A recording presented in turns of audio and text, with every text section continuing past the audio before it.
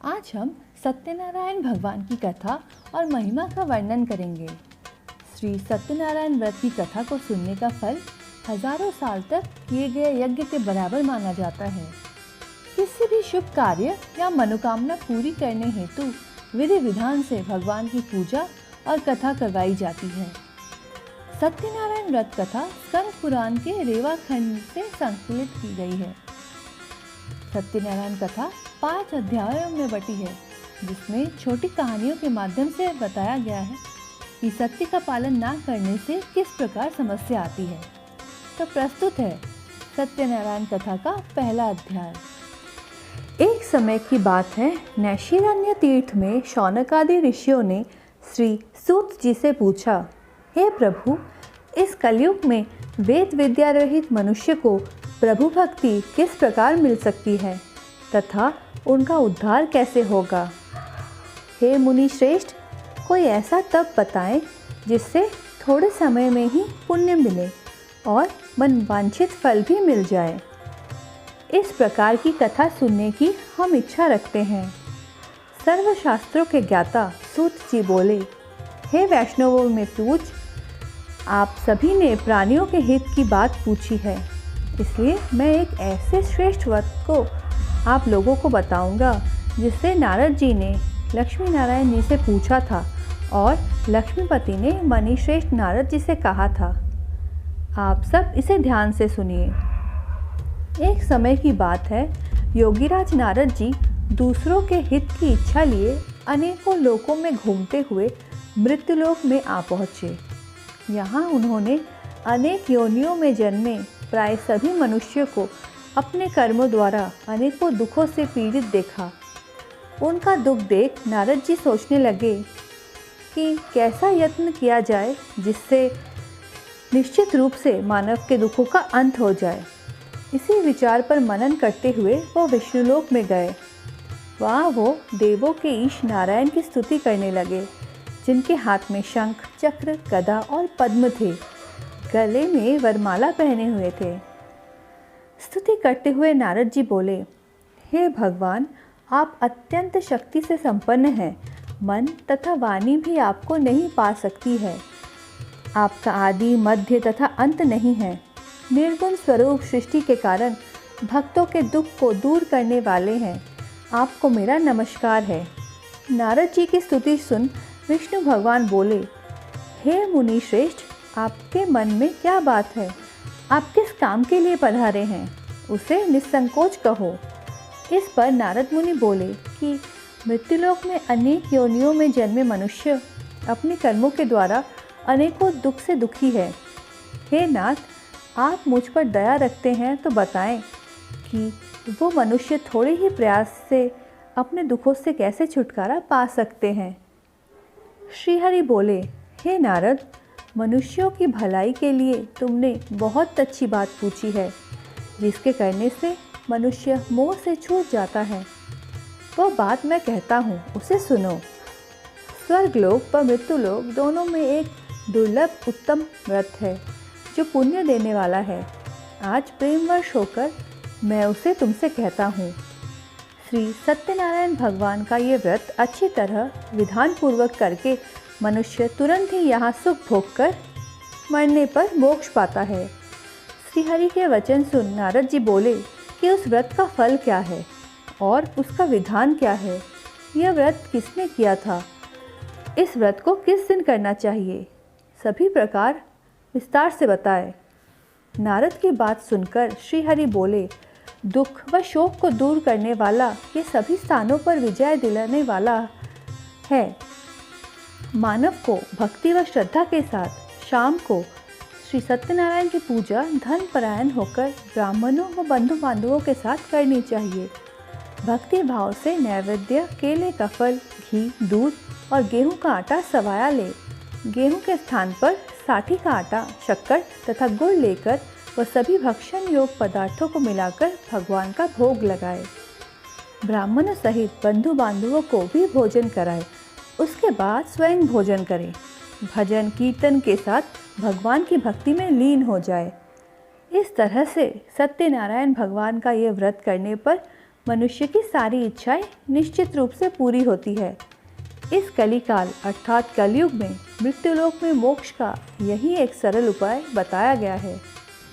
इति श्री सत्यनारायण व्रत का पहला अध्याय। द्वितीय अध्याय। सूत जी बोले, हे ऋषियों, जिसने पहले समय में इस व्रत को किया था उसका इतिहास कहता हूँ, ध्यान से सुनो। सुंदर काशीपुर नगरी में एक अत्यंत निर्धन ब्राह्मण रहता था। भूख प्यास से परेशान वो धरती पर घूमता रहता था। ब्राह्मणों से प्रेम करने वाले भगवान ने एक दिन ब्राह्मण का वेश धारण कर उसके पास जाकर पूछा, हे विप्र, नित्य दुखी होकर तो पृथ्वी पर क्यों घूमते हो? दीन ब्राह्मण बोला, मैं निर्धन ब्राह्मण हूँ, भिक्षा के लिए धरती पर घूमता हूँ। हे भगवान, यदि आप इसका कोई उपाय जानते हो तो बताएं। वृद्ध ब्राह्मण कहता है कि सत्यनारायण भगवान मनोवांछित फल देने वाले हैं, इसलिए तुम उनका पूजन करो। इसे करने से मनुष्य सभी दुखों से मुक्त हो जाता है। वृद्ध ब्राह्मण बन के आए सत्यनारायण भगवान उस निर्धन ब्राह्मण को व्रत का सारा विधान बताकर अंतर्धान हो गए। ब्राह्मण मन ही मन सोचने लगा कि जिस व्रत को वृद्ध ब्राह्मण करने को कह गया, मैं उससे ज़रूर करूँगा। यह निश्चय करके उसे रात में नींद नहीं आई। वो सवेरे उठकर सत्यनारायण भगवान के व्रत का निश्चय कर भिक्षा के लिए चला गया। उस दिन निर्धन ब्राह्मण को भिक्षा में बहुत धन मिला, जिससे उसने बंधु बांधवों के साथ मिलकर श्री सत्यनारायण भगवान का व्रत संपन्न किया। भगवान सत्यनारायण का व्रत संपन्न करने के बाद वह निर्धन ब्राह्मण सभी दुखों से छूट गया और अनेक प्रकार की संपत्तियों से युक्त हो गया। उसी समय से यह ब्राह्मण हर माह इस व्रत को करने लगा। इस तरह से सत्यनारायण भगवान के व्रत को जो मनुष्य करेगा वो सभी प्रकार के पापों से छूटकर मोक्ष को प्राप्त होगा। जो मनुष्य इस व्रत को करेगा वो भी सभी दुखों से मुक्त हो जाएगा।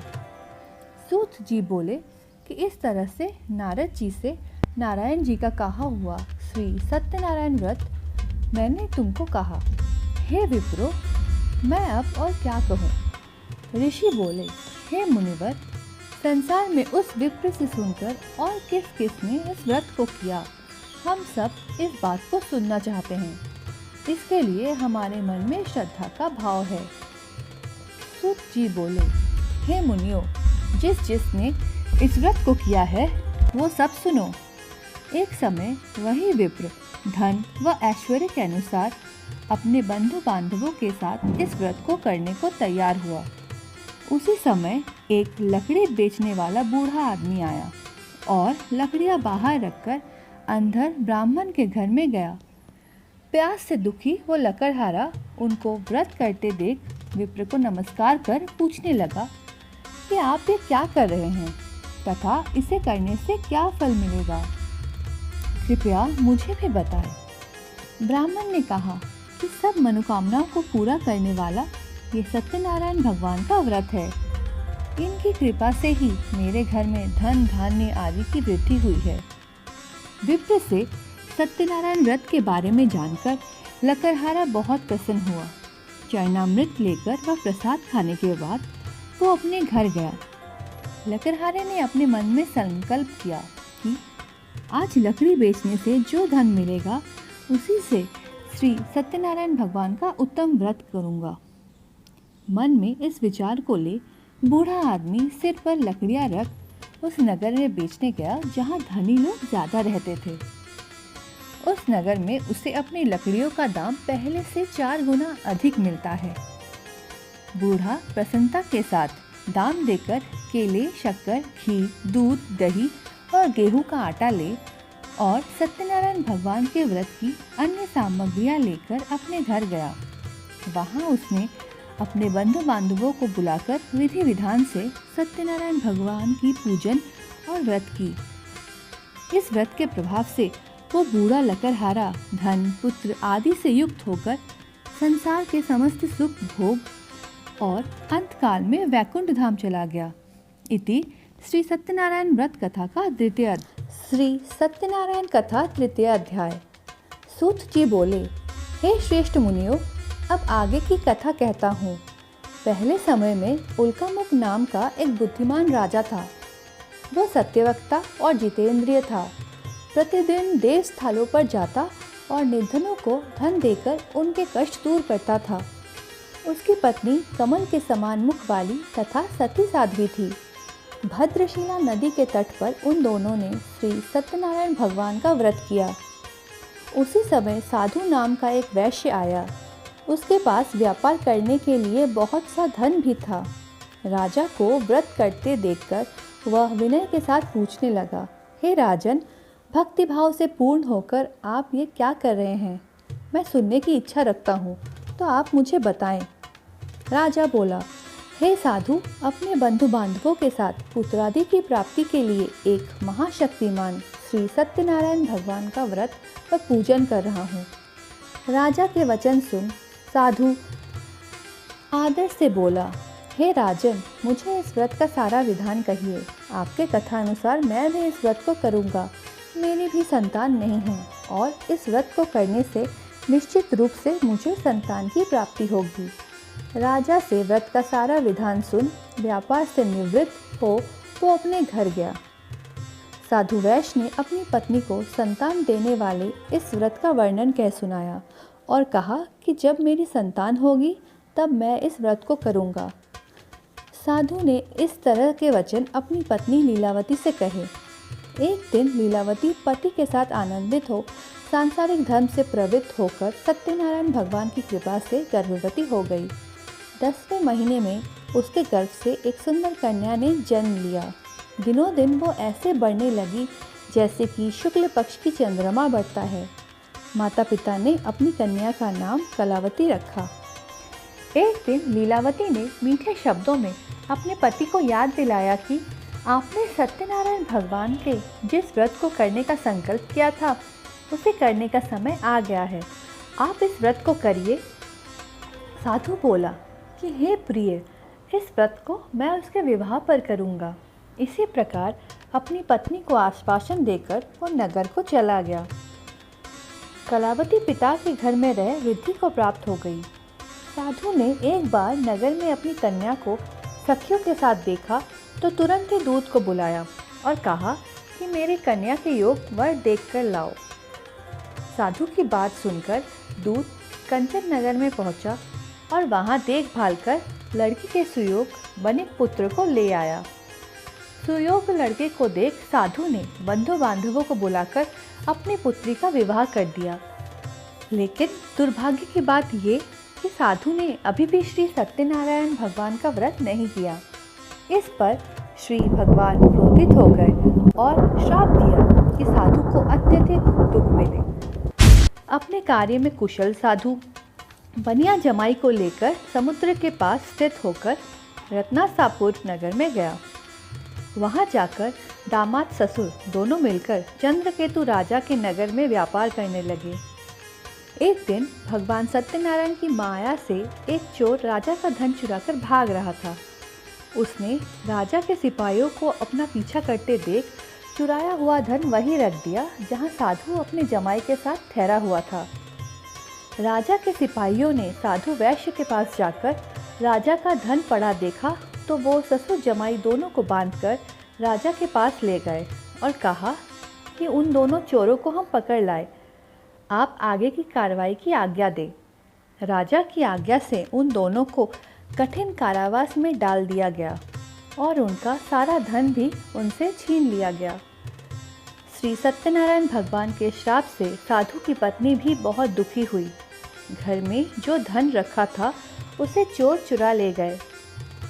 शारीरिक तथा मानसिक पीड़ा व भूख प्यास से अति दुखी हो अन्य की चिंता में कलावती के ब्राह्मण के घर गई। वहाँ उसने श्री सत्यनारायण भगवान का व्रत होते देखा, फिर कथा भी सुनी। वह प्रसाद ग्रहण कर वह रात को घर वापस आई। माता ने कलावती से पूछा कि हे पुत्री, अब तक तुम कहाँ थी? तेरे मन में क्या है? कलावती ने अपनी माता से कहा, हे माता, मैंने एक ब्राह्मण के घर में श्री सत्यनारायण भगवान का व्रत देखा। कन्या के वचन सुन लीलावती भगवान के पूजन की तैयारी करने लगी। लीलावती ने परिवार व बंधुओं सहित सत्यनारायण भगवान का पूजन किया और उनसे वर मांगा कि मेरे पति तथा जमाई शीघ्र घर आ जाए। साथ ही ये भी प्रार्थना की कि हम सबका अपराध क्षमा करें। श्री सत्यनारायण भगवान इस व्रत से संतुष्ट हो गए और राजा चंद्रकेतु को सपने में दर्शन देकर कहा कि हे राजन, तुम उन दोनों वैश्यों को छोड़ दो और तुमने उनका जो धन लिया है उसे वापस कर दो। अगर ऐसा नहीं किया तो मैं तुम्हारा धन, राज्य व संतान सभी को नष्ट कर दूंगा। राजा को ये सब कहकर वो अंतर्धान हो गए। प्रातःकाल सभा में राजा ने अपना सपना सुनाया। फिर बोले कि बनिक पुत्रों को कैद से मुक्त कर सभा में लाओ। दोनों ने आते ही राजा को प्रणाम किया। राजा मीठी वाणी में बोला, हे महानुभावों, भाग्यवश ऐसा कठिन दुख तुम्हें प्राप्त हुआ है, लेकिन अब तुम्हें कोई भय नहीं है। ऐसा कह राजा ने उन दोनों को नए वस्त्र भी पहनाए और जितना धन उनका लिया था उससे दुगना धन वापस कर दिया। दोनों वैश्य अपने घर को चल दिए। इति श्री सत्यनारायण व्रत कथा का तृतीय अध्याय। श्री सत्यनारायण कथा चतुर्थ अध्याय। सूत जी बोले, वैश्य ने मंगलाचार्य कर अपनी यात्रा आरंभ की और अपने नगर की ओर चल दिए। उनके थोड़ी दूर जाने पर एक दंडीय वेशधारी श्री सत्यनारायण ने उनसे पूछा, हे साधु, तेरी नाव में क्या है? अभिमानी वणिक हंसते हुए बोला, हे दंडी, आप क्यों पूछते हो? क्या धन लेने की इच्छा है? मेरी नाव में तो बेल व पत्ते भरे हुए हैं। वैश्य के कठोर वचन सुन भगवान बोले, तुम्हारा वचन सत्य हो। दंडी ऐसे वचन कह वहाँ से दूर चले गए। कुछ दूर जाकर समुद्र के किनारे बैठ गए। दंडी के जाने के बाद साधु वैश्य ने नित्य क्रिया के पश्चात नाव को ऊंची उठते देखकर अचंबा माना और नाव में बेल पत्ते आदि देखकर मूर्छित हो जमीन पर गिर गया। मूर्छा खुलने पर वो अत्यंत शोक में डूब गया। तब उसका दामाद बोला कि आप शोक न मनाएं, ये दंडी का श्राप है, इसलिए हमें उनकी शरण में जाना चाहिए, तभी हमारी मनोकामना पूरी होगी। दामाद की बात सुनकर वह दंडी के पास पहुंचा और अत्यंत भक्तिभाव नमस्कार करके बोला, मैंने आपसे जो जो असत्य वचन कहे थे उनके लिए मुझे क्षमा दे। ऐसा कहकर महान शोकातुर हो रोने लगा। तब दंडी भगवान बोले, हे वणिक पुत्र, मेरी आज्ञा से बार बार तुम्हें दुख प्राप्त हुआ है, तुम मेरी पूजा से विमुख हुआ है। साधु बोला, हे भगवान, आपकी माया से ब्रह्मा आदि देवता भी आपके रूप को नहीं जानते, तब मैं अज्ञानी कैसे जान सकता हूँ? आप प्रसन्न होइए, अब मैं सामर्थ्य के अनुसार आपकी पूजा करूँगा। मेरी रक्षा करो और पहले के समान नौका में धन भर दो। साधु वैश्य के भक्तिपूर्वक वचन सुनकर भगवान प्रसन्न हो गए और उसकी इच्छा अनुसार वरदान देकर अंतर्धान हो गए। ससुर जमाई जब नाव पे आए तो नाव धन से भरी हुई थी। फिर वही अपने अन्य साथियों के साथ सत्यनारायण भगवान का पूजन कर अपने नगर को चल दिए। जब नगर के नज़दीक पहुँचे तो दूत को घर पर खबर करने के लिए भेज दिया।